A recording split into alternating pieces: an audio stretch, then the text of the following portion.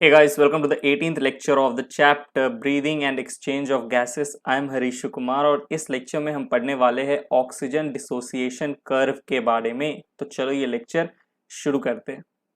देखिए, आपके सामने एक ग्राफ है। इस ग्राफ को अच्छे से देखिए, ओके, बहुत इंपॉर्टेंट है। यहाँ पे एक्स एक्सिस की बात करूं मैं तो यहाँ पे क्या दिया गया है, partial pressure of oxygen in mercury, ठीक है। 0, 20, 40, 60, 80, 100 ये सब क्या है, एच जी। पार्शियल प्रेशर है ऑक्सीजन का। यहाँ पे 20 एच जी है, 40 H G, 60 H G, 80 H G, ठीक है। तो एक्स एक्सिस पे क्या मेंशन किया गया है, partial pressure of oxygen. Y axis की मैं बात करूं तो वाई एक्सिस पे क्या मेंशन है, percentage saturation of haemoglobin with oxygen.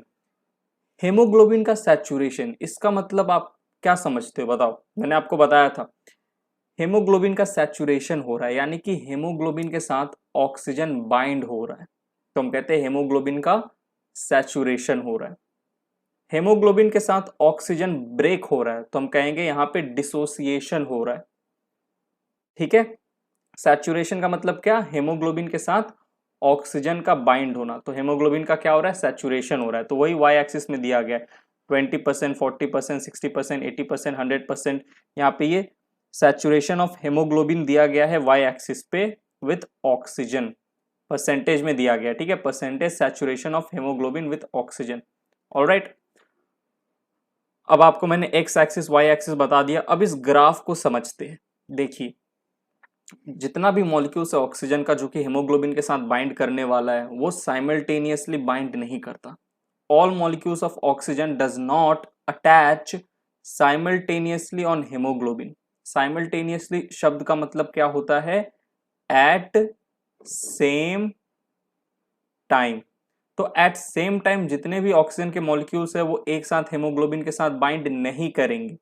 एक ऑक्सीजन मॉलिक्यूल आके हेमोग्लोबिन के साथ बाइंड करेगा, ठीक है। फिर वो ऑक्सीजन मॉलिक्यूल जो हेमोग्लोबिन के साथ बाइंड किया था, वो दूसरे ऑक्सीजन मॉलिक्यूल को उसी हेमोग्लोबिन के साथ बाइंड करने में मदद करेगा। याद करो, कोऑपरेटिव बाइंडिंग पिछले लेक्चर में मैंने आपको बताया था, राइट। तो जितने भी मॉलिक्यूल्स है ऑक्सीजन के, वो एक साथ हेमोग्लोबिन के साथ बाइंड नहीं करेंगे। धीरे धीरे एक आके बाइंड करेगा, फिर दूसरा आके बाइंड करेगा। इस तरीके से कोऑपरेटिव बाइंडिंग होगी। और जैसे जैसे ऑक्सीजन की बाइंडिंग होगी वैसे वैसे हम कहेंगे हेमोग्लोबिन का सैचुरेशन हो रहा है। ठीक, बात समझ में आई।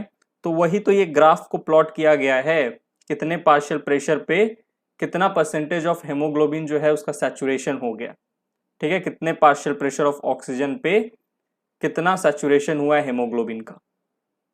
ओके, तो देखिए, आप जब इस ग्राफ को प्लॉट करोगे ना, पार्शियल प्रेशर ऑफ ऑक्सीजन को प्लॉट करोगे, saturation of haemoglobin, percentage saturation, तो आपको एक सिग्मोइड कर्व मिलेगा। सिग्मोइड क्यों मिलेगा, देखो, क्योंकि साइमल्टेनियसली बाइंड नहीं हो रहे ऑक्सीजन, ठीक है, एक के बाद एक हो रहा है।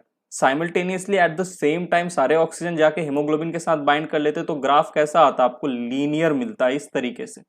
लेकिन सिग्मोइड क्योंकि कोऑपरेटिव बाइंडिंग है, ठीक है। एक ऑक्सीजन मॉलिक्यूल आके बाइंड किया, हेमोग्लोबिन थोड़ा सैचुरेट हुआ, दूसरा आके बाइंड किया, हेमोग्लोबिन और थोड़ा सैचुरेट हुआ। तो इस तरीके से कोऑपरेटिव बाइंडिंग होती है, ठीक है। देखो, इस टेबल को देखो, यहाँ पे पार्शियल प्रेशर ऑफ ऑक्सीजन में लिखूंगा कि कितने पार्शियल प्रेशर ऑफ ऑक्सीजन पे कितना सैचुरेशन हुआ है हेमोग्लोबिन का, ठीक है। By partial pressure of oxygen, oxygen का पार्शियल प्रेशर होना जरूरी है ना, ऑक्सीजन होगा तभी तो वो हेमोग्लोबिन के साथ बाइंड करेगा, ठीक है। तो कितना पार्शियल प्रेशर ऑफ ऑक्सीजन पे कितना हेमोग्लोबिन सैचुरेट हुआ है, percentage of saturation of haemoglobin, वही हम देख रहे हैं। तो देखो, जब हम बात करेंगे, जब पार्शियल प्रेशर ऑफ ऑक्सीजन 26 होता है, 26, हम अप्रोक्सीमेटली इसे 30 मान लेते हैं आसान रखने के लिए, लेकिन एक्चुअली में होता है 26। आप 30 याद करो, कोई दिक्कत नहीं है, स्टूडेंट भूल जाते हैं, 30 उनको आसानी से याद रहता है, ठीक है। तो यानी कि ये देखो, ये यहाँ पे ये 20 है पार्शियल प्रेशर, यहाँ 30 होगा, यहाँ कहीं 26 होगा, ठीक है। तो 26 पे जब आप देखोगे, जब पार्शियल प्रेशर ऑक्सीजन का 26 होता है, तो आप देखो कितना परसेंटेज ऑफ हेमोग्लोबिन सैचुरेट हुआ है, ये 40%, बीच में 50%, ठीक है। तो at 26 partial pressure of oxygen, आप 30 मान के चलो, कोई दिक्कत नहीं है, आसानी से याद होगा आपको। तो एट लेट्स से 30 है पार्शियल प्रेशर ऑफ ऑक्सीजन, तो हेमोग्लोबिन का सैचुरेशन कितना हो जाएगा 50%। 50% सैचुरेशन हो गया हेमोग्लोबिन का, ठीक है, जब पार्शियल प्रेशर ऑफ ऑक्सीजन कितना है 30 है। उसी तरीके से जब ये पार्शियल प्रेशर ऑफ ऑक्सीजन का बढ़ा दोगे, 40 कर दोगे, 40 तो देखो कितना परसेंटेज हो गया, कितना परसेंटेज हो गया सैचुरेशन ऑफ हेमोग्लोबिन का, ये 70 होगा, तो इसको आप 75 मानो। 75% ऑफ हेमोग्लोबिन का सैचुरेशन हो जाएगा जब पार्शियल प्रेशर ऑफ ऑक्सीजन कितना होगा 40 mmHg। अब हम क्या सोच लेते हैं ना, हम ये सोच लेते हैं कि सर 30 mm था pressure oxygen, partial pressure of oxygen, तो 50% सैचुरेट हुआ। 40 था पार्शियल प्रेशर ऑफ ऑक्सीजन, तो 75% था। अगर ये 100 हो जाए तो 100 हो जाए तो 100 हो गया। तो सर अगर ये 100 हो गया पार्शियल प्रेशर ऑफ ऑक्सीजन, तो ये जो हमारा हेमोग्लोबिन है वो तो कंप्लीटली सैचुरेट हो जाएगा, 100% सैचुरेशन हो जाएगा, ठीक है, क्योंकि पार्शियल प्रेशर ऑफ ऑक्सीजन 100 हो गया है, तो जो हेमोग्लोबिन है वो पूरा का पूरा सैचुरेट हो जाएगा, ठीक है, कोई जगह बचेगा ही नहीं और ऑक्सीजन को बाइंड होने के लिए कंप्लीटली हेमोग्लोबिन जो है वो सैचुरेट हो गया है। तो ऐसा नहीं होता। 100 mm भी अगर हो जाए ना पार्शियल प्रेशर ऑफ ऑक्सीजन, तो भी आप याद रखिएगा 97 से 98% ही सैचुरेट होगा हेमोग्लोबिन। हेमोग्लोबिन कभी 100% सैचुरेट नहीं होता है, ठीक है, saturation of haemoglobin is never 100%। अगर 100 mm भी हो गया पार्शियल प्रेशर ऑक्सीजन का 100 ml, तो ये सिर्फ 97 to 98% ही हेमोग्लोबिन का सैचुरेशन होगा, ठीक। जब यही 60 mm हो जाएगा, देखो 60 हुआ है, 60 mm, ओके 60 mm है, तो देखो कितना हुआ है 90% ऑफ हेमोग्लोबिन सैचुरेट हुआ है। यानी कि आप धीरे धीरे पार्शियल प्रेशर बढ़ा रहे हो ऑक्सीजन का, तो हेमोग्लोबिन का क्या हो रहा है सैचुरेशन बढ़ रहा है, क्योंकि पार्शियल प्रेशर ऑक्सीजन का बढ़ रहा है, ज्यादा ऑक्सीजन आ रहा है, तो ज्यादा ऑक्सीजन आ रहा है तो क्या हो रहा है पार्शियल प्रेशर बढ़ रहा है, तो हेमोग्लोबिन के साथ जाके ज्यादा ऑक्सीजन बाइंड हो रहा है, तो सैचुरेशन जो है हेमोग्लोबिन का उसका परसेंटेज जो है वो बढ़ रहा है। ऑलराइट, ओके, चलिए अब नेक्स्ट देखिए, एक वैल्यू है P50 वैल्यू, एग्जाम में आया हुआ है ये नीट में कि P50 वैल्यू क्या होता है, ठीक है, इसको समझिए। P50 वैल्यू वो वैल्यू है पार्शियल प्रेशर ऑफ ऑक्सीजन की जहां पे eight which 50% of haemoglobin is saturated. What is P50 value if I ask you, P50 value क्या है, तो आप बोलोगे P50 वैल्यू सर क्या है, it is a value of partial pressure of oxygen. ये सर ऑक्सीजन के पार्शियल प्रेशर की वैल्यू है एट विच जब 50% ऑफ हेमोग्लोबिन सैचुरेटेड हो जाए, तो उसको हम कहेंगे सर P50 वैल्यू। क्या है P50 वैल्यू, बार बार मैं बोल रहा हूं, अच्छे से समझिएगा। It is a value of partial pressure of oxygen, ये एक पार्शियल प्रेशर ऑफ ऑक्सीजन की वैल्यू है P50 वैल्यू, जब एट विच 50% हेमोग्लोबिन जो है वो सैचुरेटेड हो चुका है, ठीक है, हेमोग्लोबिन का सैचुरेशन 50% हो चुका है, और उस समय जो पार्शियल प्रेशर होगा ऑक्सीजन का जो वैल्यू होगा वही P50 वैल्यू है, ओके, याद रहेगा। चलिए अब आगे बढ़ते हैं, moving on to the next slide. अब स्टूडेंट्स हम बात करते हैं factors affecting the oxygen dissociation curve. Oxygen dissociation curve जो अभी हमने समझा पिछले लेक्चर में, ठीक है, उसको कौन से फैक्टर्स अफेक्ट करते हैं, क्या ये जो कर्व था सिग्मोइड कर्व, क्या ये इधर उधर हो सकता है, दाएं बाएं लेफ्ट राइट हो सकता है क्या, हमने अभी जो सिग्मोइड कर्व देखा वो क्या इधर उधर हो सकता है, ठीक है, यानी कि जो ऑक्सीजन डिसोसिएशन कर्व है वो अफेक्ट हो सकता है क्या, अगर हो भी सकता है तो क्या वो फैक्टर्स है। देखिए ये हमारा क्या वही है, ठीक है, वही वाला जो ग्राफ था ना, सिग्मोइड है, यहाँ पे ऑक्सी हेमोग्लोबिन, यानी कि हेमोग्लोबिन के साथ ऑक्सीजन बाइंड हुआ है, तो जो मॉलिक्यूल है वो है ऑक्सी हेमोग्लोबिन, तो ऑक्सी हेमोग्लोबिन का परसेंटेज सैचुरेशन है, वही चीज है, ठीक है। पार्शियल प्रेशर ऑफ ऑक्सीजन है mmHg में। ऑलराइट, ये हमारा जो है, ये जो सिग्मोइड कर्व है ये हमारा मेन इन जनरल है जो अभी हमने पिछले लेक्चर में देखा, ठीक है, पिछले पिछले लेक्चर में बोल रहा हूँ, पिछले स्लाइड में देखा, पिछले स्लाइड में अभी जो हमने देखा। अब ये जो कर्व है ना, ये राइट के तरफ भी शिफ्ट हो सकता है, लेफ्ट के तरफ भी शिफ्ट हो सकता है। ठीक, कैसे होगा देखिए। इन जनरल अगर मैं आपसे पूछूं तो हमने देखा था 30 mm जो होता है ऑक्सीजन का पार्शियल प्रेशर, उस समय 50% जो है हेमोग्लोबिन सैचुरेट हो चुका है। अभी अभी हमने देखा ना, एक्चुअली में तो 26 होता है, आप 30 मान के चलो। जब पार्शियल प्रेशर 30 है, ठीक है, तो देखो इन जनरल 50% जो है वो हेमोग्लोबिन उसका सैचुरेशन हो चुका है। लेकिन लेकिन लेकिन ये जो कर्व है ये राइट के तरफ शिफ्ट हो जाता है, यानी कि अब देखो, अब अगर आप देखोगे तो 30% पे ये यहां आ जाएगा। समझ में आ रहा है ना, जूम कर देता हूं। पहले क्या था देखो, इन जनरल क्या था, 30 mm पे, सॉरी 30 mm पे, 30 mm जब पार्शियल प्रेशर था ऑक्सीजन का, तब 50% जो हेमोग्लोबिन है उसका सैचुरेशन हो चुका था। लेकिन ये जो हमारा कर्व है ये राइट की तरफ शिफ्ट हो गया, ये जो ऑरेंज में दिख रहा है ना आपको, राइट की तरफ शिफ्ट हो गया। और अब आप देखो वही 30 mm जो हमारा प्रेशर था, पार्शियल प्रेशर ऑक्सीजन, यहाँ पे अब कितना, लेट्स से 42 43 ऐसा कुछ जो हेमोग्लोबिन है वो सैचुरेटेड है। ठीक, यानी कि राइट की तरफ शिफ्ट हो गया ये कर्व। ओके, यही कर्व लेफ्ट की तरफ भी शिफ्ट हो जाता है।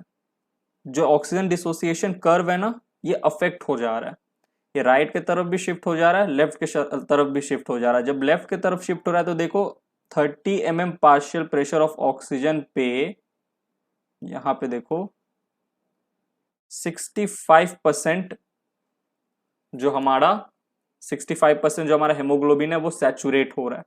तो ये जो कर्व है ये अफेक्टेड हो गया, राइट की तरफ एंड लेफ्ट की तरफ शिफ्ट हो गया। क्यों हुआ, क्या है वो फैक्टर्स, देखिए वो फैक्टर्स है पार्शियल प्रेशर ऑफ CO2। ठीक है, अगर पार्शियल प्रेशर ऑफ CO2 आप बढ़ा दो 2,3 डाई फोस्फोग्लिसरिक एसिड को अगर आप बढ़ा दो, प्रोटॉन कंसेंट्रेशन को बढ़ा दो, ठीक है, टेम्परेचर को बढ़ा दो, तो ये जो कर्व है ये राइट की तरफ शिफ्ट हो जाता है। और इन्हीं फैक्टर्स को अगर आप घटा दो, ठीक है, partial pressure of CO2, proton, temperature, 2,3 DPG, इसको आप घटा दो तो यही जो हमारा कर्व था ये लेफ्ट की तरफ शिफ्ट हो जाएगा। ठीक, सुनिए, अभी तक मुझे पता है आपको नहीं समझ में आया होगा, खिचड़ी बना होगा दिमाग में अब समझ में आएगा आपको। देखिए लंग्स के अंदर मैं बोलूँ तो क्या होता है बताओ, एसोसिएशन होता है लंग्स के अंदर हेमोग्लोबिन के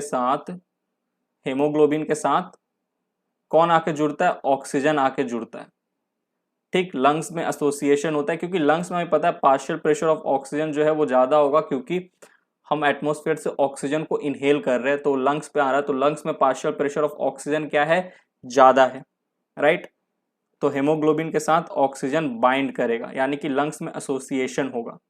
ऑलराइट, और यहीं पे लंग्स में मैं बात करूं जो पार्शियल प्रेशर ऑफ CO2 है वो कम होगा, प्रोटॉन का कंसेंट्रेशन कम होगा, पीएच भी कम होता है, टेम्परेचर भी कम होता है, 2,3 डाइफोस्फोग्लिसरिक एसिड भी कम पाया जाता है। तो इसके वजह से क्या होता है, जो हमारा ये जो कर्व था ये लेफ्ट की तरफ शिफ्ट हो जाता है। यानी कि देखो 30 mm प्रेशर पे जहां 50% सैचुरेशन हो रहा था हेमोग्लोबिन का, अब उसी प्रेशर पे 30 mm पे देखो ज्यादा सैचुरेशन हो रहा है, 65% हो जा रहा है। यानी कि जो हेमोग्लोबिन के साथ ऑक्सीजन की बाइंडिंग की जो एफिनिटी है वो बढ़ गई है। ठीक है, और हमें पता है ये चीज लंग्स में ही होगा, लंग्स में ही ऑक्सीजन आता है और हेमोग्लोबिन जो रहता है ब्लड कैपिलरीज में, जो ऑक्सीजन है वो ब्लड कैपिलरीज में जाता है और आरबीसी में प्रेजेंट हेमोग्लोबिन के साथ ऑक्सीजन बाइंड कर लेता है। ठीक, बात समझ में आई। ऑलराइट, तो इस तरीके से आप सोचिए, लेफ्ट की तरफ शिफ्ट कर गया, लंग्स में जब एसोसिएशन हो रहा है हेमोग्लोबिन के साथ ऑक्सीजन जुड़ रहा है तब लेफ्ट की तरफ शिफ्ट कर रहा है ये कर्व। अब यही चीज मैं टिश्यू में बोलूं तो टिश्यू में क्या होता है बताइए, तो डिसोसिएशन होता है। टिश्यू में आपको पता है जो ऑक्सीजन है वो हेमोग्लोबिन से टूटेगा, ठीक है, हेमोग्लोबिन के साथ जो हमारा ऑक्सीजन जुड़ा हुआ था ये टूटेगा और ये ऑक्सीजन टिश्यू में चला जाएगा। हमें क्या करना है, ऑक्सीजन को टिश्यू में ही तो भेजना है, टिश्यू में चला जाएगा। तो टिश्यू में जो पार्शियल प्रेशर होता है ऑक्सीजन का कम होता है, इसीलिए टिश्यू में हमें ऑक्सीजन को भेजना होता है, तो हेमोग्लोबिन से ऑक्सीजन ब्रेक हो जाता है, डिसोसिएशन हो जाता है। और आपको पता है टिश्यू में कार्बन डाइऑक्साइड का लेवल ज्यादा होता है, क्योंकि टिश्यू में ऑक्सीजन जो है वो बहुत सारे मेटाबॉलिक एक्टिविटी करता है, ठीक है, मेटाबॉलिक रिएक्शन करता है और बाई प्रोडक्ट कार्बन डाइऑक्साइड बनता है और इसी कार्बन डाइऑक्साइड को हमें बाहर भेजना भी है। तो आपको पता है CO2 का जो प्रेशर होगा, पार्शियल प्रेशर ऑफ CO2 वो ज्यादा होगा टिश्यू में, प्रोटॉन का कंसेंट्रेशन ज्यादा होगा, पीएच ज्यादा होता है टिश्यू में, ठीक है, टेम्परेचर ज्यादा होता है, 2,3 DPG ज्यादा होता है। तो क्या होता है बताइए, जो हमारा हेमोग्लोबिन है वो ऑक्सीजन से ब्रेक हो जाता है, ठीक है, मतलब जो ऑक्सीजन है वो हेमोग्लोबिन से ब्रेक हो जाता है और यही जो आपका कर्व है ये राइट के तरफ शिफ्ट हो जाता है, राइट के तरफ। देखिए 30 पे अब क्या हो रहा है, सैचुरेशन घट चुका है, जो 50 था वो कितना हो गया, 42 44 हो गया, ठीक, राइट के तरफ शिफ्ट हो गया। तो ऑक्सीजन डिसोसिएशन कर्व जो है वो अफेक्ट हो गया, ठीक है। तो इस तरीके से आप सोचिए, ऑलराइट। अब बहुतों के दिमाग में डाउट आ रहा होगा, सर ये 2,3 डाइफॉस्फोग्लिसरिक एसिड क्या है। ये 2,3 डाइफॉस्फोग्लिसरिक एसिड जो है ये ग्लाइकोलाइसिस के समय बनता है, ठीक है, एक बाई प्रोडक्ट है, आप ऐसे याद रखो, बनता है ये, ओके, डाइफॉस्फोग्लिसरिक एसिड जब ग्लाइकोलाइसिस होता है। ये क्या करता है, ये बाइंड करता है बीटा चेन ऑफ हेमोग्लोबिन के साथ। हेमोग्लोबिन आपको पता है 2 alpha chain and 2 beta chain होता है। इस बीटा चेन के साथ जो हमारा 2,3 डाइफॉस्फोग्लिसरिक एसिड है ये बाइंड कर लेता है, ठीक है, and reduces it's affinity towards O2। अब देखो हेमोग्लोबिन के बीटा चेन के साथ ये जाके बाइंड कर गया DPG, तो भाई अब हेमोग्लोबिन के साथ ऑक्सीजन बाइंड ही नहीं कर पाएगा, तो जो हेमोग्लोबिन का ऑक्सीजन के साथ बाइंड करने का एफिनिटी था उसको रिड्यूस कर दिया इस 2,3 डाइफॉस्फोग्लिसरिक एसिड ने। तो देखिए यही तो हो रहा है टिश्यू में, देखो क्या हो रहा है, 2,3 डाइफॉस्फोग्लिसरिक एसिड का जो कंसेंट्रेशन है वो ज्यादा है, तो हेमोग्लोबिन के साथ अब ऑक्सीजन क्या हो रहा है, बाइंड नहीं हो पा रहा है, तो हेमोग्लोबिन के साथ क्या हो रहा है, ऑक्सीजन जो है क्या हो रहा है, टूट रहा है, यहाँ पे टूट रहा है टिश्यूज में, ठीक, यहाँ पे 2,3 DPG का कंसेंट्रेशन ज्यादा होता है। लेकिन वही लंग्स की बात करें तो यहाँ 2,3 DPG का कंसेंट्रेशन कम है, 2,3 DPG का कंसेंट्रेशन कम है, यानी कि हेमोग्लोबिन के बीटा चेन के साथ DPG बाइंड नहीं करेगा, तो हेमोग्लोबिन मस्त है, हेमोग्लोबिन के साथ जाके धराधर ऑक्सीजन बाइंड करेगा, ठीक है, ऑक्सीजन बाइंड करेगा। और यही देखो अब क्या हो रहा है, जब ऑक्सीजन बाइंड करेगा तो लेफ्ट की तरफ शिफ्ट होगा और यहाँ देखो जो आपका ये जो हमारा क्या था बताओ, जो हेमोग्लोबिन का सैचुरेशन था वो बढ़ जाएगा, पहले 30 पे 50 था, अब 30 पे बढ़ के देखो 65 हो गया, तो हेमोग्लोबिन सैचुरेट होगा जल्दी जल्दी क्योंकि ऑक्सीजन बाइंड करेगा। लेकिन टिश्यू में क्या हो रहा है, ऑक्सीजन बाइंड नहीं कर पा रहे हैं, क्योंकि आपको पता है टिश्यू में कौन बाइंड करने वाला है, टिश्यू में इस हेमोग्लोबिन के साथ तो बाइंड करने वाला है CO2, और फिर ये CO2 ब्लड के थ्रू जाएगा कहाँ, ब्लड से होते हुए जाएगा एल्वियोलर में, एल्वियोलस में, एल्वियोलर कैविटी में, एल्वियोलाई में, और वहां से फिर हम उसे एटमॉस्फेयर में छोड़ देंगे, ठीक। चलिए, तो ऐसे आप सोचिए, ज्यादा आप डिटेल में मत घुसिए, ठीक है। ये जो ह्यूमन फिजियोलॉजी है ना ये बहुत ही मेन आपका कहूँ मैं यूनिट है अगर आपको डॉक्टर बनना है तो, क्योंकि ह्यूमन फिजियोलॉजी भाई आगे जाके आपको ह्यूमन को ही तो काटना कूटना है, ठीक है, उसी के अंदर सब कुछ सही करना है, राइट। तो इस चीज को आप और डिटेल में पढ़ोगे जब आप कॉलेज में जाओगे, हायर स्टडीज जब आप करोगे, MBBS जब आप पढ़ोगे तो इस चीज को आप और डिटेल में जानोगे। उतना अगर मैं अभी आपको पढ़ाने बैठ गया ना तो मैं बोल रहा हूँ नीट के जगह मैं आपको MBBS का पढ़ा दूंगा, उतना डिटेल में मुझे आपको नहीं पढ़ाना है अभी, ओके। नहीं MBBS तक तो नहीं पढ़ा पाऊंगा लेकिन हाँ BSc तक तो पढ़ा ही दूंगा। चलो आगे बढ़ते हैं, moving on to the next slide. अब कुछ पॉइंट्स है सुनिएगा। इन टिश्यूज, टिश्यूज के अंदर क्या होता है, देखो टिश्यूज के अंदर क्या होता है, लो पार्शियल प्रेशर है ऑक्सीजन का, हाई पार्शियल प्रेशर है CO2 का, हाई प्रोटॉन कंसेंट्रेशन है, हाई pH है, हाई टेम्परेचर होता है। ये सब कंडीशन फेवरेबल होते हैं for dissociation of oxygen from haemoglobin, ठीक है। ये सब जो आप जो देख रहे हो ये सब जो कंडीशंस है ये फेवरेबल होते हैं ताकि हेमोग्लोबिन के साथ ऑक्सीजन जो है वो टूट पाए, ठीक है, और तभी वो ऑक्सीजन टूटेगा हेमोग्लोबिन से, तभी तो टिश्यू के पास जाएगा, ठीक, okay. This clearly indicates that oxygen gets bound to hemoglobin in the lung surface and gets dissociated at the tissue.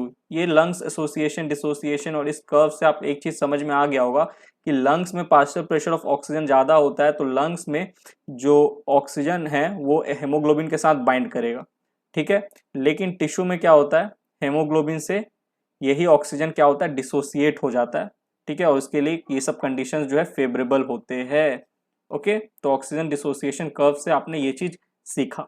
चलिए आगे बढ़ते हैं, moving on to the next slide. अब प्यारे स्टूडेंट्स कुछ एक्स्ट्रा पॉइंट्स है, ये भी ध्यान में रखिएगा।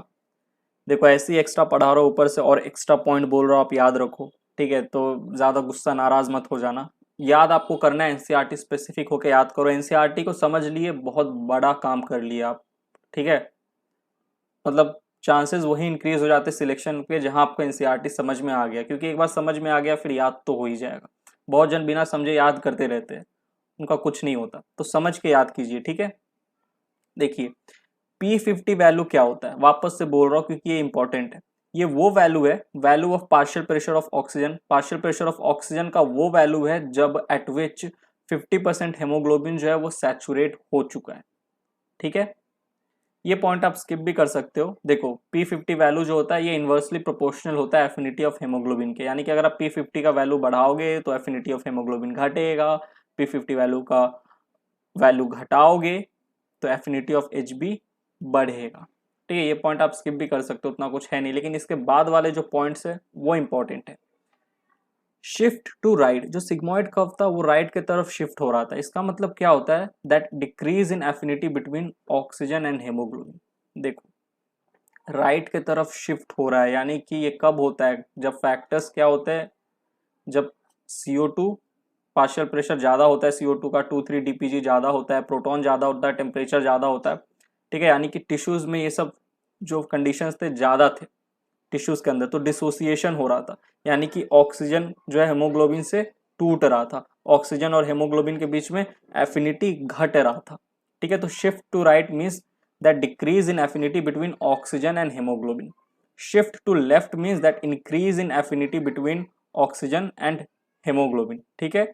शिफ्ट टू लेफ्ट, अगर लेफ्ट की तरफ शिफ्ट हो रहा है तो देखो PCO2 कम है, partial pressure of CO2 2,3 DPG कम है, प्रोटॉन कम है, टेम्परेचर कम है, लंग्स में याद करो हो रहा था, एसोसिएशन हो रहा था, ठीक है। लंग्स में ये सारे जो कंडीशंस थे कुछ इस तरीके के थे, ठीक। तो वहां पे क्या हो रहा था, हेमोग्लोबिन का जो एफिनिटी था टुवर्ड्स ऑक्सीजन ज़्यादा था, इंक्रीज था, इसीलिए ऑक्सीजन और हेमोग्लोबिन आपस में बाइंड कर रहे थे, ओके। चलिए अब आगे बढ़ते हैं, moving on to the next slide. छोटी सी और एक बात है, उसके बाद ये लेक्चर खत्म होगा। देखो अब मैं बात करने वाला हूँ फीटल हेमोग्लोबिन की। जो फीटस होते हैं ना उनके अंदर जो फीटल हेमोग्लोबिन होता है और अडल्ट हेमोग्लोबिन की, ठीक है। फीटल हेमोग्लोबिन और अडल्ट हेमोग्लोबिन की बात करूँ तो किसका जो ऑक्सीजन का हेमोग्लोबिन के साथ बाइंड होना, यानी कि हेमोग्लोबिन का सैचुरेट जल्दी होना, affinity of haemoglobin towards oxygen किसका ज्यादा होता है, फीटल हेमोग्लोबिन का या अडल्ट हेमोग्लोबिन का, ठीक है। बात समझ में आया, affinity of oxygen towards haemoglobin किसका ज्यादा होगा, फीटल हेमोग्लोबिन का या अडल्ट हेमोग्लोबिन का, तो फीटल हेमोग्लोबिन का ज्यादा होगा। क्यों, क्योंकि देखो अडल्ट हेमोग्लोबिन जो होता है इसका स्ट्रक्चर की बात करो तो इनमें 2 अल्फा चेन और 2 बीटा चेन प्रेजेंट होता है, लेकिन वहीं मैं जब फीटल हेमोग्लोबिन की बात करूं तो इनमें 2 अल्फा होता है लेकिन 2 बीटा के जगह 2 गामा होता है, ओके। तो आपको पता है जो 2,3 डाइफॉस्फोग्लिसरिक एसिड है वो बाइंड करता है with the beta chain of haemoglobin, यानी कि बीटा चेन ऑफ हेमोग्लोबिन के साथ ये 2 diphosphoglyceric acid 2,3 diphosphoglyceric acid bind कर सकता है, और जब ऐसा होगा तो जो एफिनिटी है ऑक्सीजन का, ठीक है, मतलब जो एफिनिटी है हेमोग्लोबिन का टुवर्ड्स ऑक्सीजन घट जाएगा, क्योंकि हेमोग्लोबिन के साथ तो जाके ये भाई साहब बाइंड कर गए। लेकिन ऐसा फीटल हेमोग्लोबिन के केस में हो ही नहीं सकता, क्योंकि फीटल हेमोग्लोबिन आप देखो इसमें बीटा चेन होते ही नहीं है, तो ये भाई साहब किसके साथ बाइंड करेंगे। तो इसलिए फीटल हेमोग्लोबिन की जो एफिनिटी होती है टुवर्ड्स ऑक्सीजन वो ज़्यादा होती है compare to as adult haemoglobin की एफिनिटी टुवर्ड्स ऑक्सीजन, ठीक, तो ये चीज़ याद रखिएगा। यहीं पे ये लेक्चर होता है समाप्त। मिलता हूँ मैं आपसे breathing and exchange of gases के अगले लेक्चर में। तब तक के लिए bye, thank you, take care.